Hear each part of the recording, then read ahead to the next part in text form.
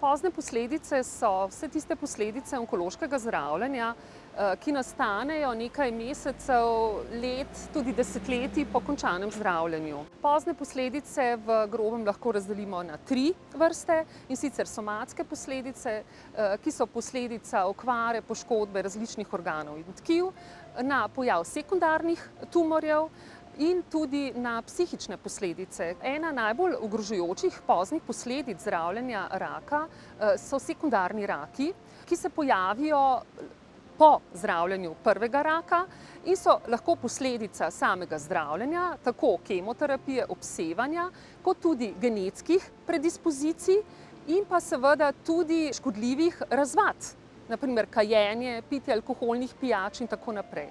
Zaradi vseh teh naštetih poznih posledic, ki jih je lahko veliko, je zelo pomembno, da pri bolniku sledimo te pozne posledice. Kajti z pravočasnimi preiskavami, preventivnimi preiskavami, tako rekoč, lahko ugotovimo te pozne posledice še v fazi, ko bolnik nima težav in jih lahko odpravimo, omilimo ali najdemo dovolj zgodaj, da je zdravljenje uspešno. Na Onkološkem inštitutu Ljubljana že skoraj 35 let obstaja ambulanta za sledenje poznih posledic zdravljenja raka v otroštvu.